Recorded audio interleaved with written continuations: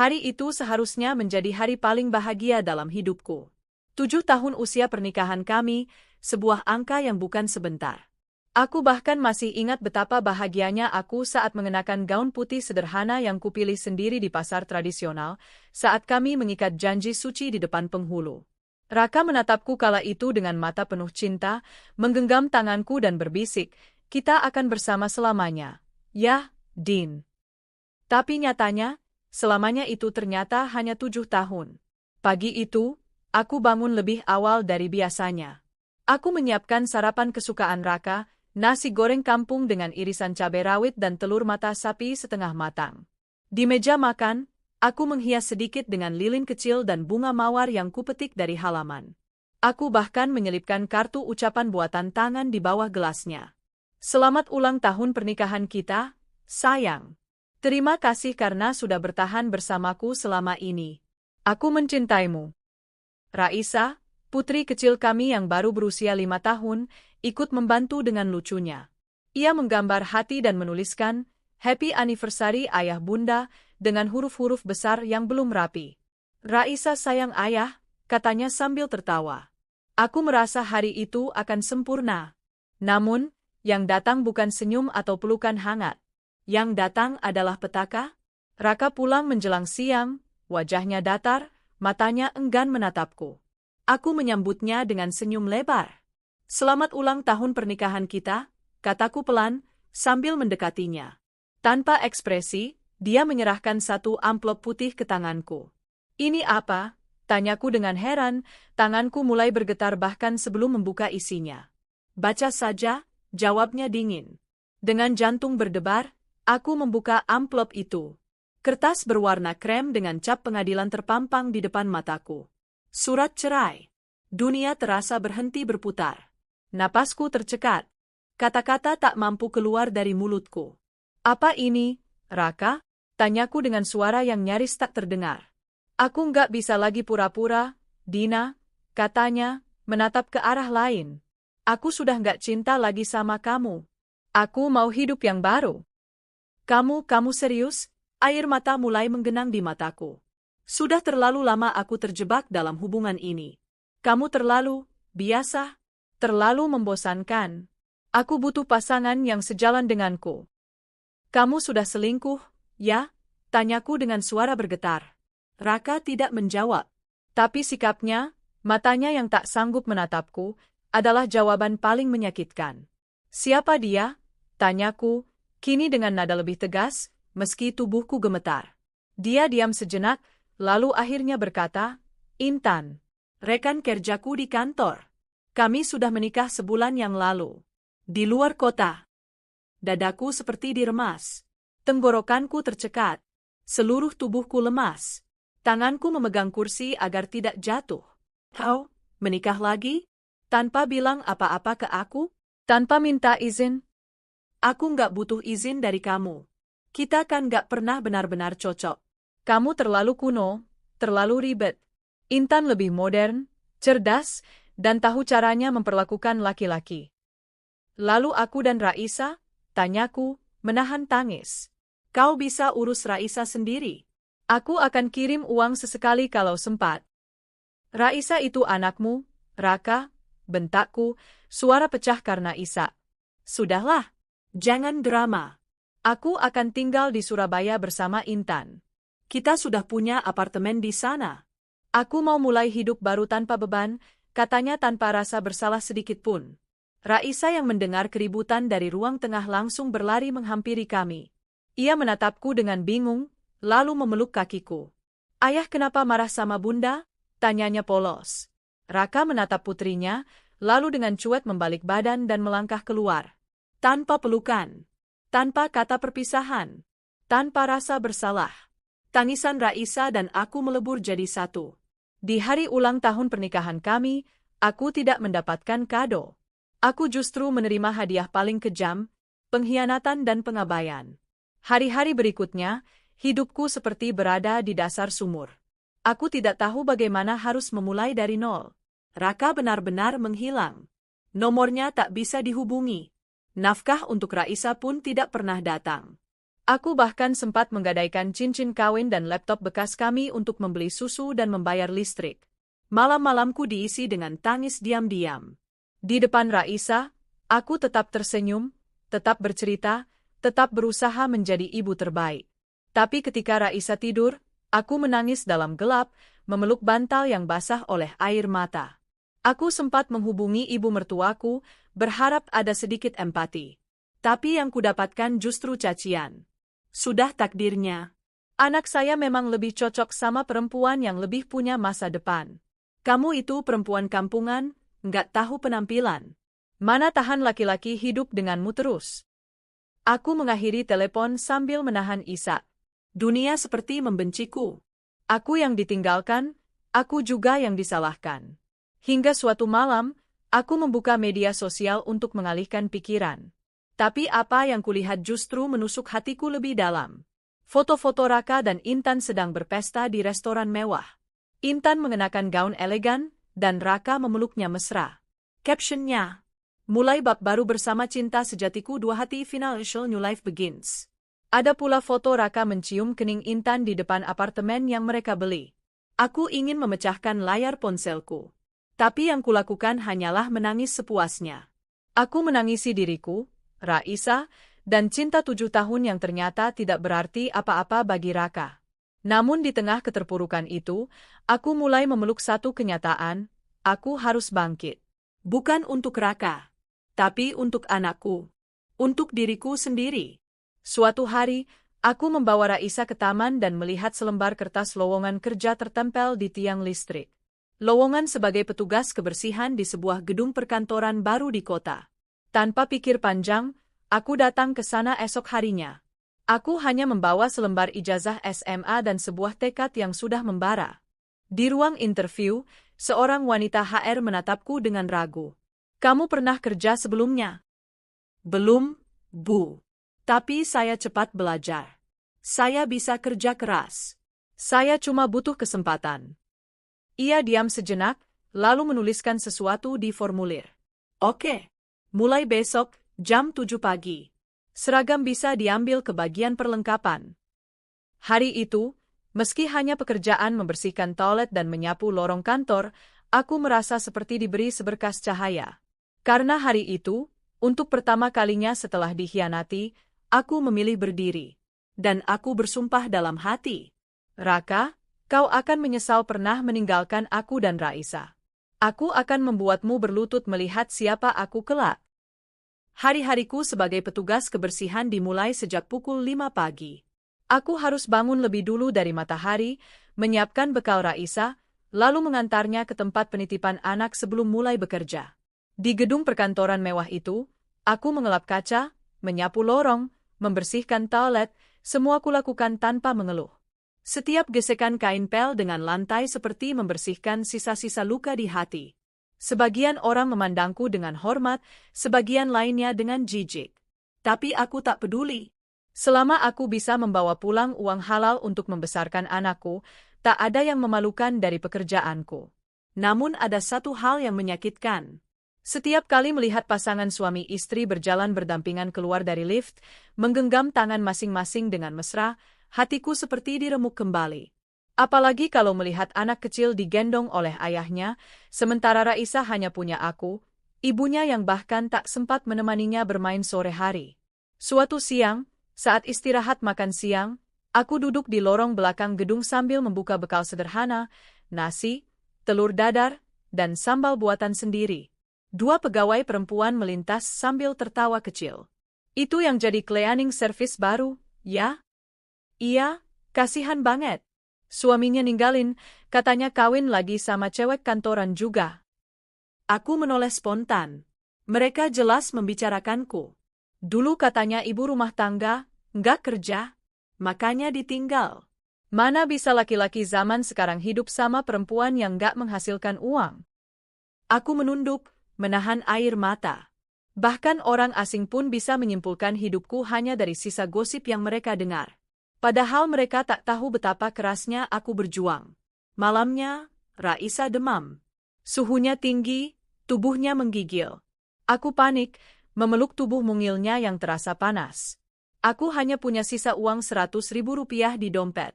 Pilihannya, bawa Raisa ke klinik atau belikan obat di warung. Aku memilih yang kedua. Setelah memberinya obat penurun panas dan mengompresnya semalaman, Raisa akhirnya tidur tenang di pelukanku. Aku menangis malam itu. Bukan karena sedih, tapi karena lelah. Lelah menjadi kuat setiap saat. Keesokan paginya, aku pergi kerja dengan mata sembab. Tapi hidup tak memberiku waktu untuk bersedih lama. Saat menyapu dekat ruang rapat, aku mendengar seseorang memanggil. "Hei, Mbak, di situ jangan lama-lama. Bos besar mau lewat." Aku menepi, menunduk sopan. Beberapa detik kemudian, sekelompok pria berdasi lewat dengan langkah cepat. Salah satunya menoleh ke arahku, seorang pria berumur sekitar 40-an, wajahnya tegas tapi tidak menyeramkan. Tatapan matanya sempat bertaut dengan mataku. Ia mengangguk kecil. Aku buru-buru menunduk. "Nggak apa-apa, lanjut saja, Bu," katanya. Suaranya ramah. Aku hanya bisa mengangguk pelan dan melanjutkan pekerjaanku. Beberapa hari kemudian, saat aku membersihkan pantry di lantai 12, pria yang sama kembali muncul. "Kamu yang biasanya bersih-bersih di lantai ini, ya?" Aku mengangguk. "Namanya siapa?" "Dina, Pak." Ia tersenyum. "Terima kasih sudah menjaga kebersihan di kantor ini." "Saya Dirga, CEO di sini." Hatiku langsung tercekat. "Ini, bos besar itu?" "Terima kasih, Pak," jawabku gugup. Ia tak banyak bicara, hanya mengambil kopi dan pergi. Tapi sejak saat itu, aku beberapa kali melihatnya menyapa sopan, bahkan terkadang menyempatkan tersenyum ketika berpapasan. Tidak seperti kebanyakan atasan lain yang bahkan tak mau melihat para petugas kebersihan.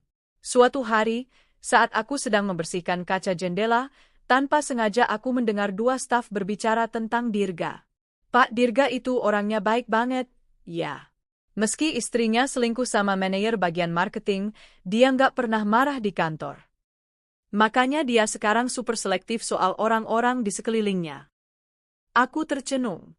Jadi, Pak Dirga juga pernah dikhianati? Entah kenapa, aku merasa seperti ada benang merah yang menghubungkan luka kami. Sementara itu, kehidupan Raka dan Intan semakin dipamerkan ke dunia. Setiap minggu, mereka mengunggah foto-foto romantis. Mulai dari makan malam di restoran bintang 5, liburan ke Bali, hingga membeli mobil baru. Aku tak sengaja melihat semua itu karena akun mereka masih publik. Ada satu unggahan yang benar-benar membuatku ingin menjerit. Akhirnya bisa lepas dari masa lalu yang ngebosenin. Sekarang hidupku lebih berwarna. Hatta. Aku tahu itu sindiran untukku. Raka dan Intan mungkin pikir mereka sudah menang. Tapi aku tahu satu hal yang mereka tidak tahu, aku mulai bangkit. Perlahan. Meski hanya jadi petugas kebersihan, aku mengenal setiap sudut kantor itu.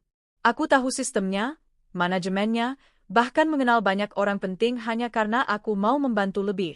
Kadang aku diminta mengantar dokumen, kadang mencatat kebutuhan logistik. Aku tak menolak.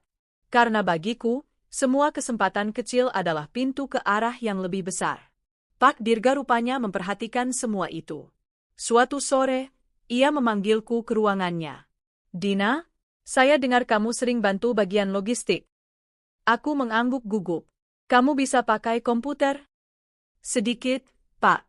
Saya dulu pernah kursus di kelurahan waktu masih gadis." Ia tersenyum. "Mulai besok kamu pindah ke bagian administrasi logistik. Belajar sambil kerja, gajimu saya naikkan. Kamu layak dapat lebih." Aku terpaku. Ingin menangis. Tapi yang keluar hanya satu kata, "Terima kasih, Pak." Itulah titik balikku. Tapi semesta sepertinya belum puas memuji kesabaranku. Suatu hari, aku melihat nama di daftar tamu yang membuatku terdiam, Raka Putra Prasetya. Mantan suamiku. Ia datang ke kantor ini?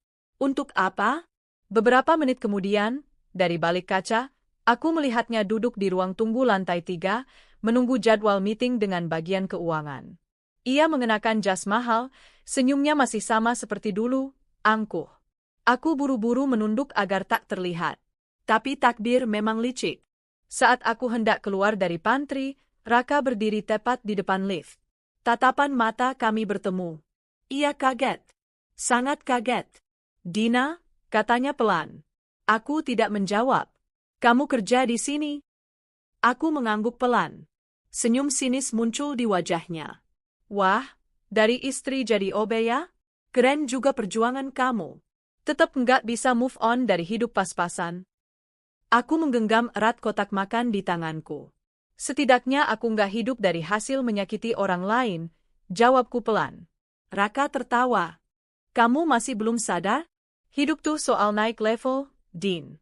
Kamu itu terlalu jadul. Makanya aku bosan. Intan lebih tahu gimana bikin laki-laki dihargai. Nggak kayak kamu, cuma tahu dapur dan cucian. Aku menahan diri agar tidak menangis di hadapannya. Aku menatap mata Raka dalam-dalam. Lihat saja, Rak. Suatu hari nanti, kamu yang akan malu pernah meremehkanku. Ya. Kita lihat aja nanti. Tapi jangan terlalu berharap, hidup kamu sudah di dasar. Nggak ada tempat naik lagi. Setelah itu, ia pergi dengan tawa yang menyebalkan. Tapi aku justru tersenyum. Karena yang tidak dia tahu adalah, aku sedang naik. Aku tidak butuh balas dendam dengan kata-kata. Aku akan balas dengan pembuktian. Dan itu akan lebih menyakitkan baginya. Sejak pertemuan tak terduga dengan Raka di kantor, semangatku untuk bangkit justru semakin besar. Setiap ejekannya, setiap kata yang meremehkanku, berubah menjadi bara dalam dada.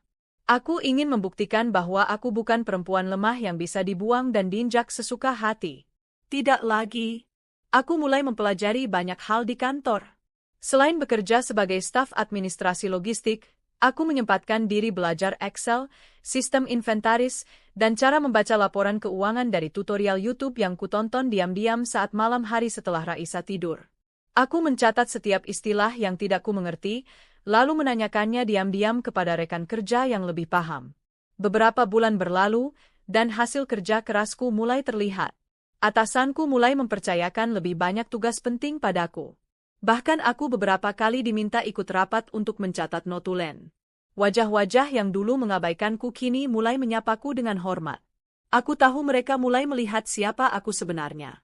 Namun perubahan paling mengejutkan datang dari Pak Dirga. Suatu sore, saat semua karyawan sudah pulang, aku masih lembur di ruangan kecil tempatku bekerja. Aku sedang merapikan laporan gudang ketika pintu diketuk pelan. Masih kerja, Bu Dina? Suara itu khas, lembut namun berwibawa. Aku berdiri buru-buru dan tersenyum kaku. Iya, Pak. Sedikit lagi selesai. Ia berjalan mendekat, melihat laporan yang sedang kupelajari. Kamu cepat sekali belajarnya. Ini laporan yang biasanya dikerjakan 2 orang, sekarang kamu kerjakan sendirian dengan rapi. Aku tersipu. Terima kasih, Pak. Saya cuma berusaha sebaik mungkin. Ia duduk di kursi seberang mejaku.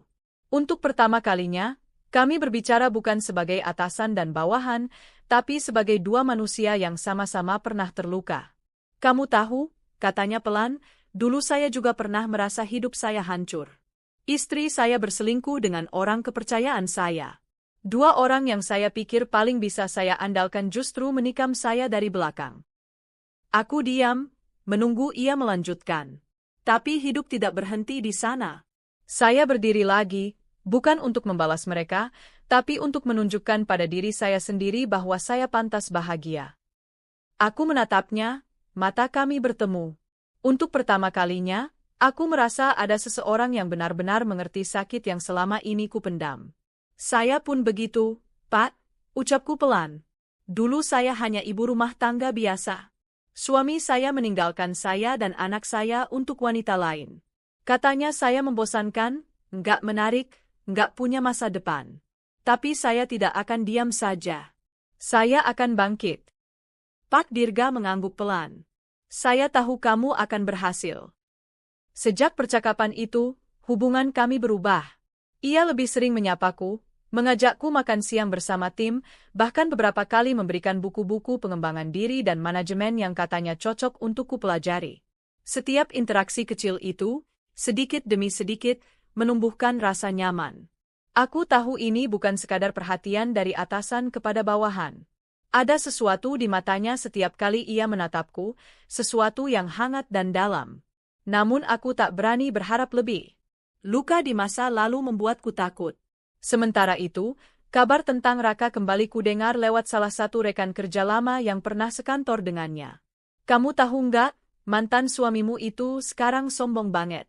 Dia kerja di cabang Surabaya, tapi dengar-dengar sering bentrot sama atasan barunya. Aku hanya mengangguk. Aku tak ingin tahu, tapi semesta seperti terus mengirimkan berita tentang mereka. Intan, wanita yang merebut suamiku, ternyata tidak sebaik yang ditampilkan di media sosial. Menurut kabar, ia sering bersikap semena-mena pada rekan kerja dan bertindak bak atasan padahal posisinya hanya manajer biasa. Aku hanya bisa tersenyum pahit. Mungkin karma sedang bekerja. Tapi aku tak ingin hanya bergantung pada karma. Aku ingin mengambil alih kendali. Suatu hari, saat sedang membantu Pak Dirga mempersiapkan materi untuk presentasi ke Dewan Direksi, aku melihat satu dokumen proyek yang tertunda, sebuah proyek besar yang dulu sempat ditangani oleh kantor cabang Surabaya, tempat Raka dan Intan bekerja. Pak, maaf, ini proyek yang sama dengan data lama dari 2 tahun lalu, ya? Tanyaku, memperhatikan data yang janggal. Dirga menoleh. Iya, kamu kenal? Aku mengangguk. Saya sempat bantu arsipnya waktu jadi admin. Tapi ini ada data yang berbeda. Jumlah pengeluaran tidak sesuai dengan dokumen lama. Kami mulai membandingkan data. Ternyata benar, ada selisih ratusan juta rupiah yang tidak jelas penggunaannya. Kamu yakin ini asli? Tanya Dirga serius. Sangat yakin, Pak. Saya sendiri yang mengarsipkan datanya waktu masih di bagian logistik. Dirga memintaku menyusun laporan investigasi. Ia menghubungi tim audit internal untuk menelusuri lebih dalam. Aku tahu, ini akan menjadi pintu masuk untuk membongkar kebusukan mereka. Beberapa minggu kemudian, audit selesai. Hasilnya mencengangkan. Intan dan Raka terbukti melakukan manipulasi data dan menerima fee tak resmi dari vendor. Proyek yang seharusnya untung malah menyebabkan kerugian perusahaan karena penggelembungan harga. Dirga murka. Ia segera mengirim surat pemecatan dan melaporkan pelanggaran mereka ke asosiasi profesional. Nama mereka dicoret dari daftar rekomendasi tenaga ahli di bidangnya. Tak lama setelah itu, aku menerima pesan anonim di ponselku. Kamu puas sekarang? Hancurin hidup orang demi balas dendam. Nomornya tidak tersimpan, tapi aku tahu itu dari Intan. Aku hanya tersenyum kecil dan tidak membalas. Balas dendamku belum selesai. Aku ingin mereka merasakan seperti apa rasanya ditinggalkan, direndahkan, dan dilupakan. Di kantor, posisiku semakin diakui. Pak Dirga bahkan menawariku peran sebagai asisten pribadinya. Sebuah tanggung jawab besar yang dulu tak pernah kubayangkan. Suatu sore, saat hujan turun dan kantor sudah sepi, Dirga memintaku menemaninya makan malam di restoran dekat kantor. Aku nyaris menolak, tapi akhirnya setuju. Kami duduk di pojok restoran yang tenang. Ia memesan teh hangat dan steak, sementara aku memilih nasi goreng seafood. Dina, katanya tiba-tiba. Aku tahu kamu mungkin belum siap. Tapi izinkan aku mengatakannya. Aku menatapnya, jantungku berdegup cepat. Aku menyukaimu. Bukan karena kamu cantik atau pekerja keras saja. Tapi karena kamu kuat, bertahan di tengah luka, dan tetap bisa tersenyum. Kamu mengingatkanku pada apa arti hidup yang sebenarnya. Aku tak bisa langsung menjawab. Air mataku menetes pelan. Selama ini, aku pikir aku sudah cukup untuk Raisa. Tapi setelah kamu hadir, aku sadar, anakku butuh figur ayah. Butuh seseorang yang bisa menjaga kami. Dirga menggenggam tanganku di atas meja. Kalau kamu bersedia, aku ingin menjadi orang itu. Menjadi suami bagimu, dan ayah bagi Raisa. Hatiku gemetar. Antara bahagia, takut, dan tak percaya. Tapi satu hal yang pasti, aku tak pernah merasa sesejuk ini sejak hari pernikahan pertama yang berubah jadi bencana. Aku tak pernah membayangkan akan duduk berdampingan dengan seorang CEO ternama sambil menikmati makan malam yang hangat. Hidupku dulu hanya sebatas dapur, cucian, dan peran sebagai istri yang tak dihargai. Tapi malam itu, aku duduk di hadapan seorang pria yang memandangku bukan karena masa laluku, tapi karena kekuatanku. Dirga menatapku dengan sorot mata yang jujur. Tangannya yang menggenggam tanganku terasa hangat, tidak menuntut, tidak mengekang. Berbeda sekali dengan Raka yang dulu menggenggamku seolah aku miliknya, lalu membuangku saat aku tak lagi menarik. Dina, kamu tidak harus menjawab sekarang, katanya lembut. Aku tahu kamu masih menyembuhkan lukamu. Tapi aku ingin kamu tahu, pintu hatiku terbuka jika kamu mau masuk. Aku tersenyum pelan. Hatiku bergetar, bukan karena takut, tapi karena harapan. Sejak malam itu, hubungan kami perlahan berubah. Dirga tak pernah memaksa, tapi selalu hadir di waktu-waktu yang paling kubutuhkan. Saat Raisa sakit, ia membawakan obat dan menunggu di luar rumah sampai subuh. Saat aku merasa kelelahan karena pekerjaan, ia menawarkan waktu cuti tanpa potong gaji. Semua yang ia lakukan terasa tulus, tanpa pamrih. Raisa pun semakin dekat dengannya. Anak kecil itu mulai memanggilnya, Om Dirga, dan kemudian, tanpa paksaan, memanggilnya, Ayah Dirga. Saat pertama kali mendengar itu, aku hampir menangis. Dirga menggendong Raisa di taman, membelikannya es krim, membacakan dongeng sebelum tidur, bahkan datang ke acara pentas seni Raisa meski harus membatalkan rapat penting. Aku nggak mau Raisa tumbuh merasa kurang, katanya suatu hari. Kalau kamu mengizinkan, aku ingin berada di sisinya, juga di sisimu. Aku mulai membuka hatiku sedikit demi sedikit. Meskipun masih ada bayangan masa lalu, aku belajar menerima bahwa tidak semua laki-laki akan menghancurkan. Beberapa justru hadir untuk menyembuhkan. Kabar pernikahan kami tersebar beberapa bulan setelah itu. Kami tidak membuat pesta besar, hanya akad sederhana di rumah keluarga Dirga yang dihadiri kerabat dan sahabat dekat.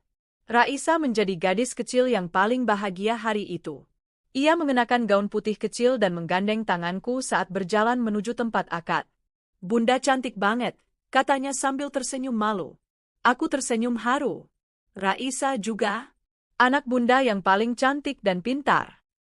Saat ijab kabul diucapkan, aku merasa seperti dilahirkan kembali. Kali ini bukan sebagai perempuan yang dibuang, tapi sebagai perempuan yang dipilih dengan sepenuh hati. Dirga menatapku dengan mata yang berkaca-kaca. Mulai hari ini, aku berjanji akan menjaga kalian berdua dengan seluruh hidupku.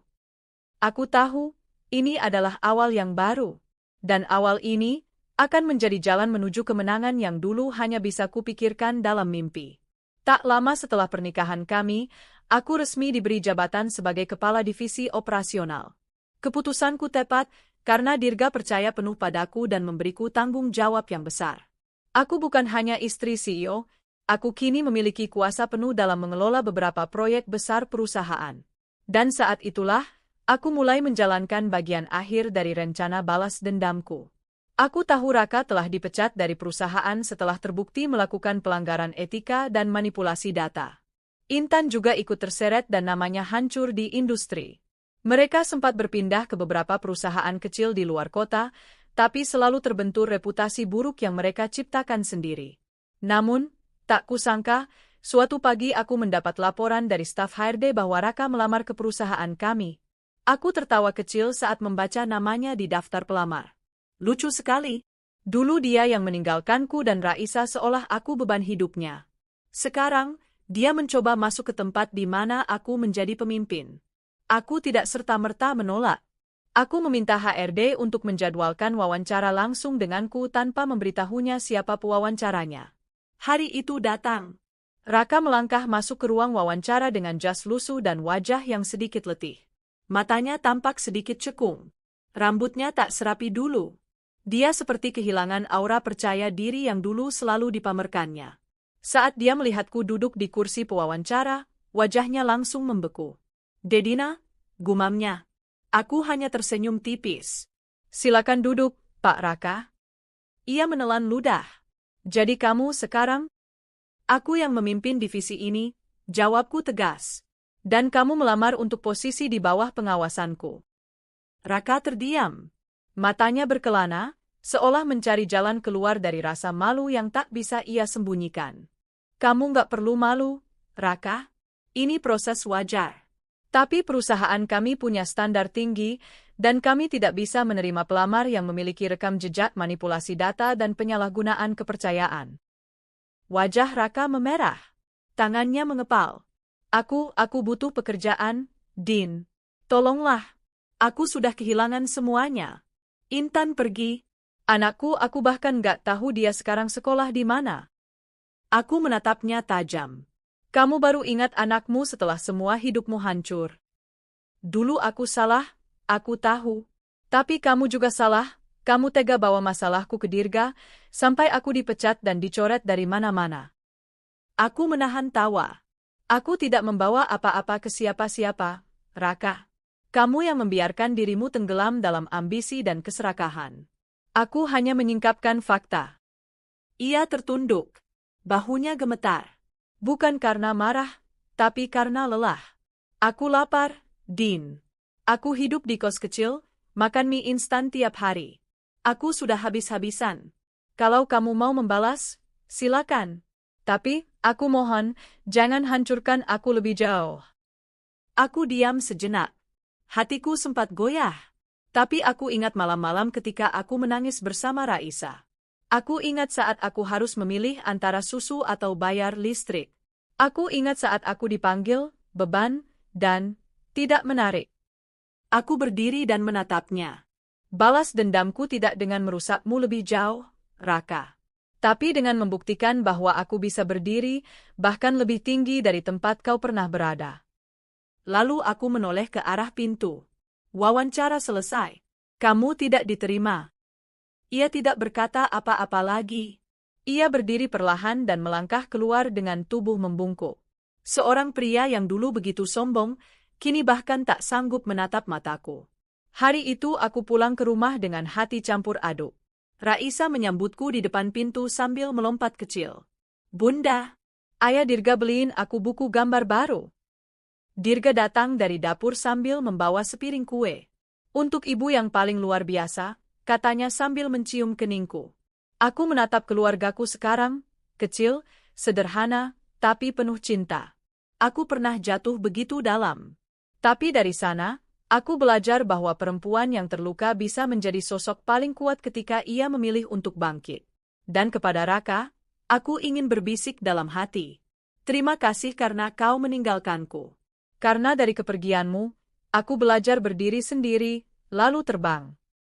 Budina, ada kiriman bunga lagi dari Pak Dirga, ujar salah satu resepsionis kantor dengan senyum menggoda, meletakkan buket mawar putih di atas meja kerja Dina. Dina hanya tersenyum malu. Sudah hampir 3 bulan ini, Dirga, atasannya, sekaligus pria yang perlahan mencuri hatinya, tak pernah absen mengirimkan bunga, makan siang favorit, atau pesan-pesan manis yang membuat jantung Dina berdetak tak karuan. Hubungan mereka semakin dekat, dan meski belum secara resmi mengungkapkan perasaan, perhatian Dirga begitu jelas dan tulus. Ia tak hanya menyayangi Dina, tapi juga memperlakukan Raisa seperti putrinya sendiri. Dirga bahkan pernah menjemput Raisa dari sekolah dan mengajaknya bermain sepulang kerja.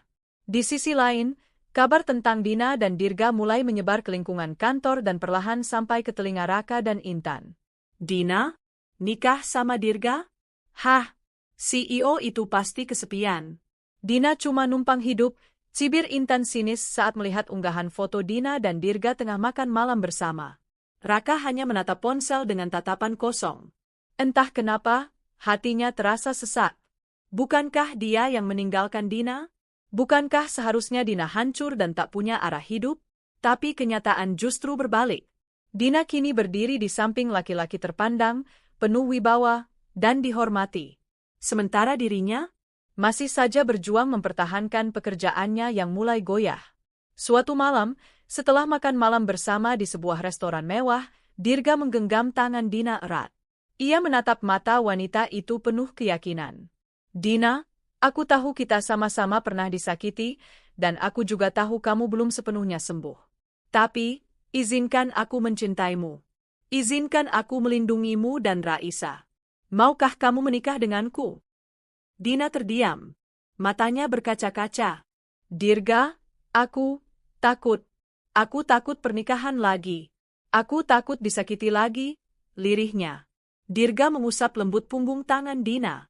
Aku tak bisa janji tak akan membuatmu menangis, tapi aku bisa berjanji akan selalu ada saat kamu butuh bahu untuk bersandar. Aku mencintaimu, Dina. Bukan karena kamu sekarang cantik dan sukses, tapi karena kamu tulus, kuat, dan tetap hangat meski dunia pernah begitu kejam padamu. Dina menunduk, air matanya jatuh. Dan untuk pertama kalinya, setelah bertahun-tahun dihancurkan oleh cinta, dia kembali berkata, "Ya, aku mau." Pernikahan sederhana, namun penuh makna. Mereka tak menggelar pesta mewah. Hanya sebuah akad nikah sederhana di taman belakang rumah Dirga, disaksikan sahabat dekat dan beberapa kolega. Raisa menjadi pembawa bunga, tampil cantik dengan gaun kecil warna pink pastel. Ia tak bisa berhenti tersenyum melihat ibunya mengenakan kebaya putih lembut, berdampingan dengan Dirga yang gagah dalam jas abu-abu. "Mulai hari ini, aku punya 2 orang tua. Ibu Dina dan ayah Dirga," kata Raisa pada salah satu tamu, dengan polosnya. Air mata menetes dari banyak mata yang hadir hari itu. Tak ada yang tak tersentuh melihat Dina yang dulu sering menangis diam-diam di sudut kantor, kini tertawa bahagia di pelaminan. Kabar itu sampai ke Raka dan Intan. Tak butuh waktu lama sebelum media sosial penuh dengan unggahan ucapan selamat untuk CEO Dirga dan istrinya yang baru, mantan staf yang kini jadi inspirasi banyak wanita. "Lihat nih."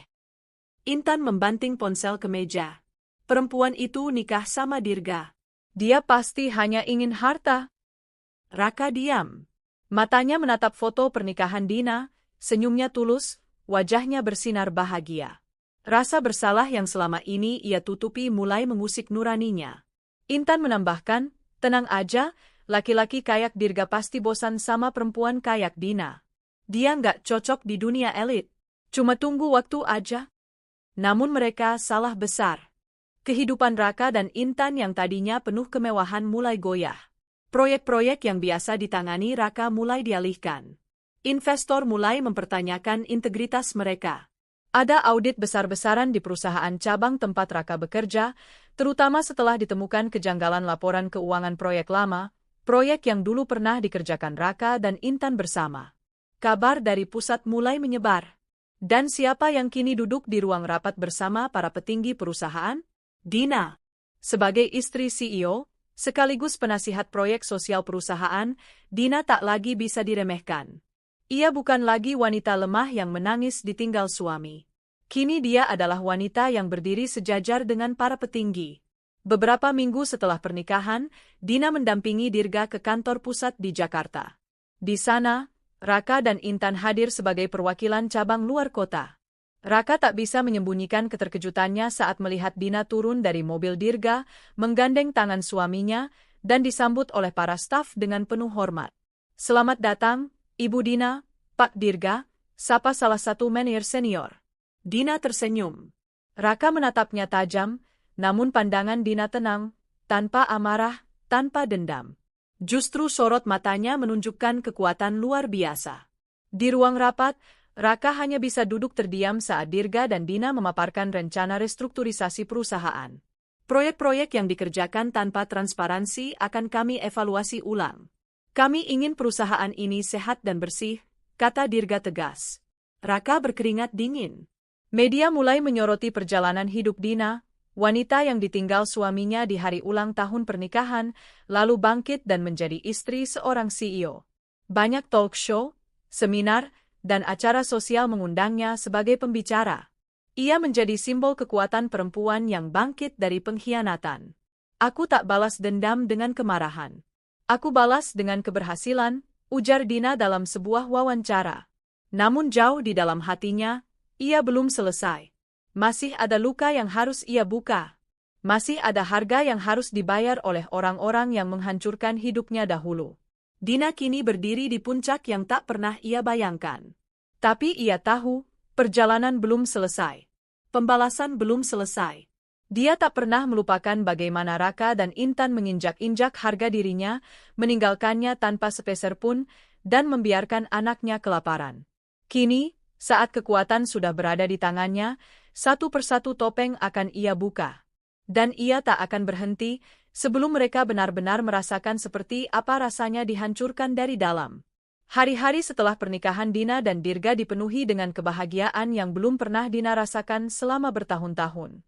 Raisa tampak semakin ceria, Tak lagi merasa kehilangan sosok ayah karena kini ia punya figur baru yang jauh lebih peduli dan penyayang. Namun di balik senyum bahagia itu, Dina menyimpan satu agenda yang belum tuntas, menghancurkan hidup Raka dan Intan sebagaimana mereka dulu menghancurkan hidupnya dan masa kecil anaknya. Tak perlu mengotori tangan sendiri, pikir Dina.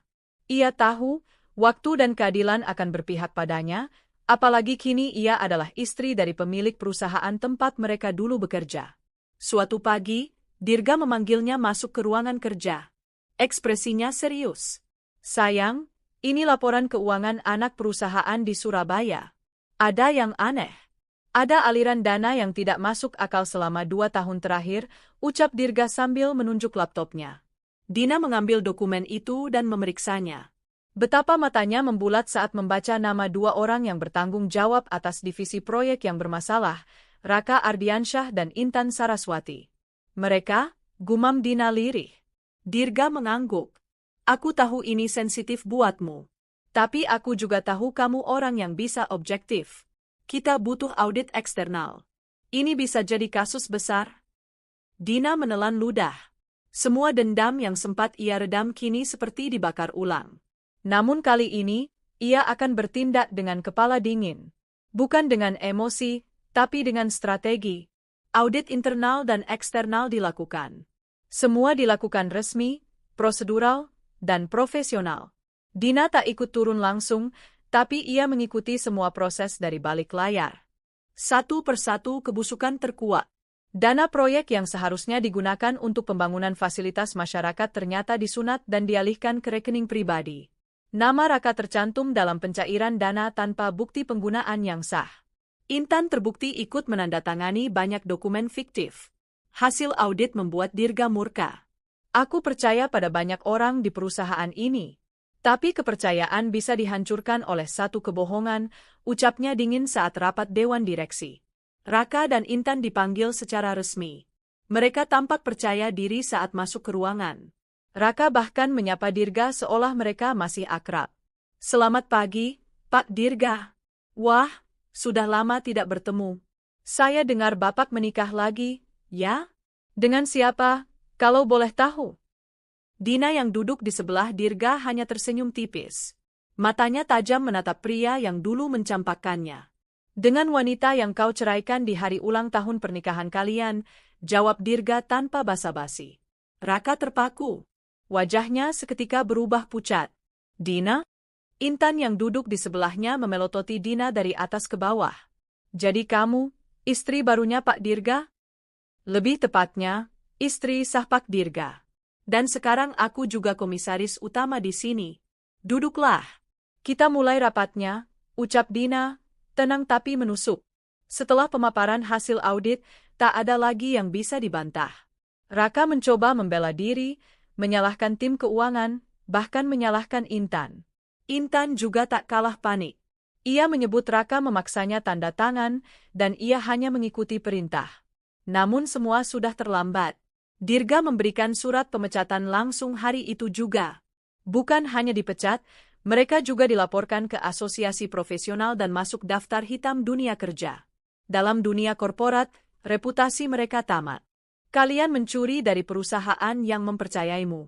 Kalian menyalahgunakan kekuasaan. Kalian merusak masa depan ratusan orang yang bergantung pada proyek itu. Maka kalian harus bertanggung jawab, ucap Dirga tegas. Raka berdiri, membanting kursi. Ini semua karena perempuan itu. Perempuan sialan yang kau nikahi itu.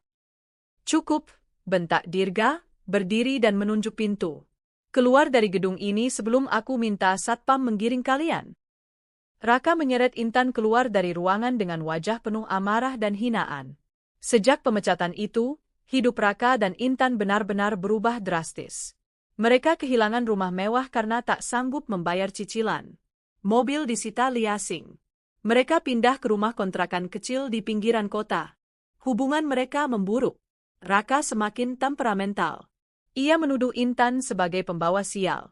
Intan membalas dengan menyebut Raka pria lemah yang hanya bisa menyalahkan orang lain. Media sosial mereka yang dulu penuh dengan kemesraan kini sunyi. Bahkan Intan sempat mengunggah story dengan kalimat samar. Terkadang karma datang dari orang yang paling tidak kita sangka. Dina tahu apa yang terjadi dari orang-orang kantor dan media. Tapi ia tidak ikut campur. Biar semesta yang bekerja, ucapnya saat Dirga bertanya apakah Dina puas dengan semua ini. Tapi satu hari, Dina dan Raisa tak sengaja bertemu Raka di jalan. Raka tampak kurus, berjanggut tak terurus, dan mengenakan pakaian lusuh.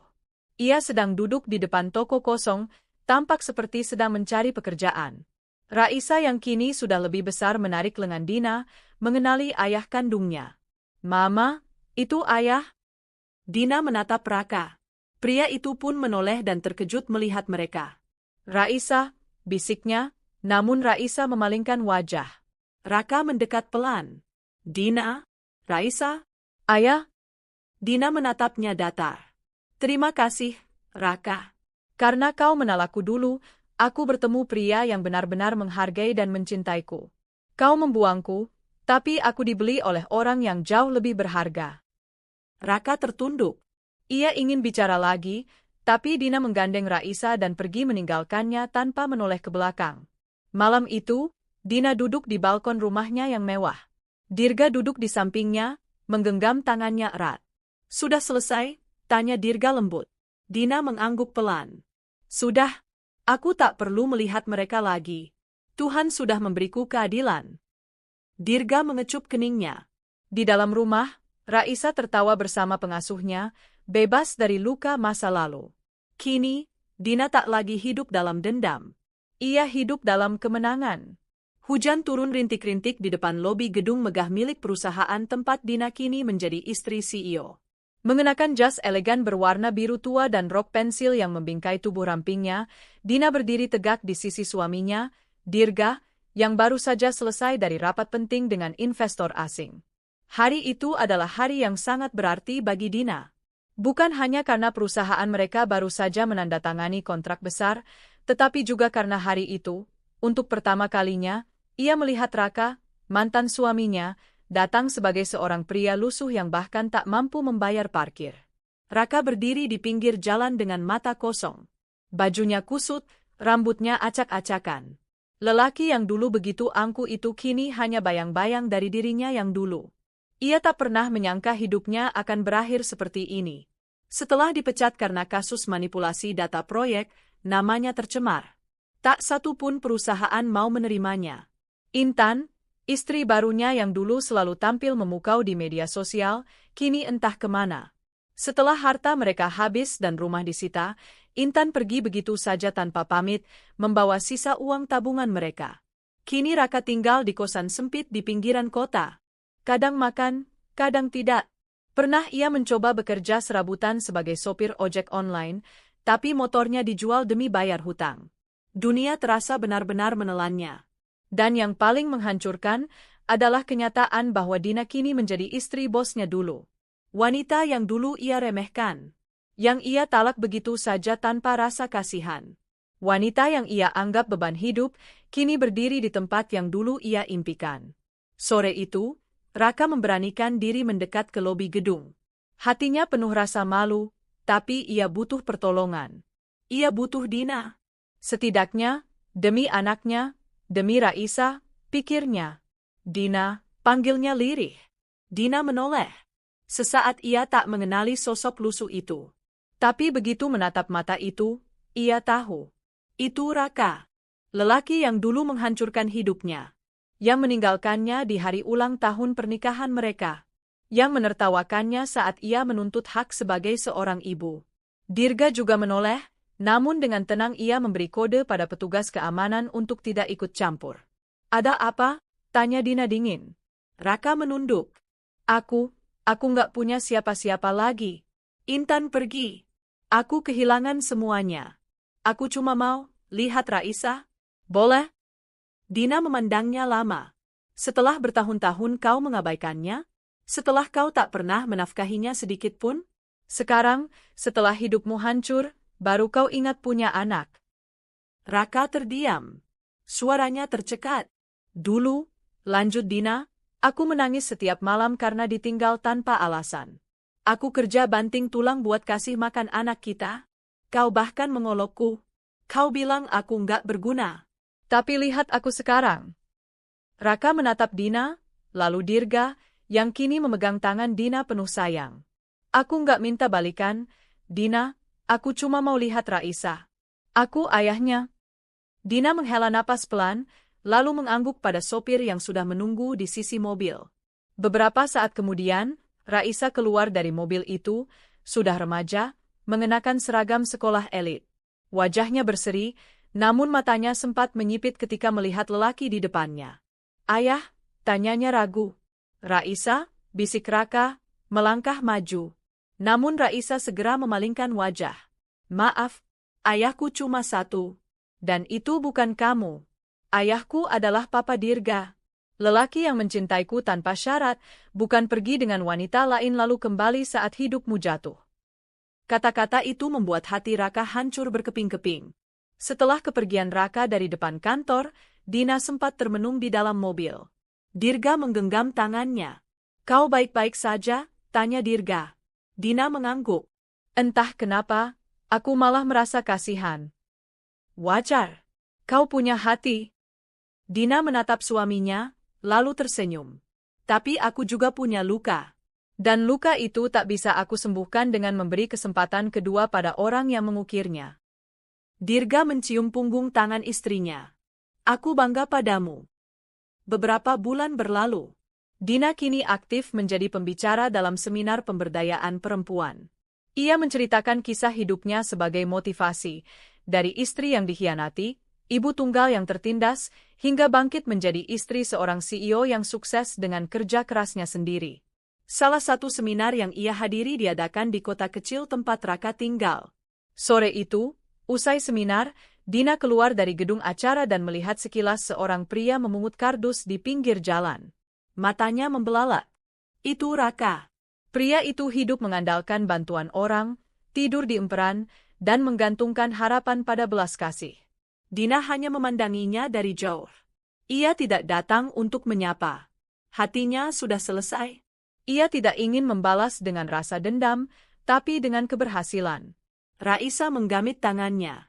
Bu, ayo pulang. Papa Dirga sudah nunggu di mobil. Dina tersenyum. Iya, nak. Kita pulang. Dengan langkah ringan, mereka berjalan menuju masa depan yang cerah. Beberapa tahun kemudian, Raisa tumbuh menjadi gadis cerdas, diterima di universitas luar negeri. Dina dan Dirga mengantarnya ke bandara, penuh bangga. Sebelum masuk ruang tunggu, Raisa memeluk ibunya erat. Terima kasih ya, Bu. Kalau bukan karena ibu kuat, mungkin aku nggak akan sampai di titik ini. Dina menahan air mata haru. Kamu adalah alasan ibu untuk kuat, nak. Di sampingnya, Dirga menepuk bahu Raisa dengan bangga. Jaga dirimu ya. Kami akan selalu mendoakanmu. Setelah Raisa masuk ke boarding gate, Dina menatap Dirga. Hidup ini aneh, ya. Dulu aku merasa tak punya masa depan. Tapi ternyata Tuhan punya rencana yang lebih indah. Dirga merangkul istrinya. Karena kau tidak pernah berhenti percaya. Mereka melangkah pergi dari bandara, meninggalkan masa lalu yang kelam dan menatap masa depan yang lebih indah. Karena pada akhirnya, keberhasilan adalah pembalasan paling elegan.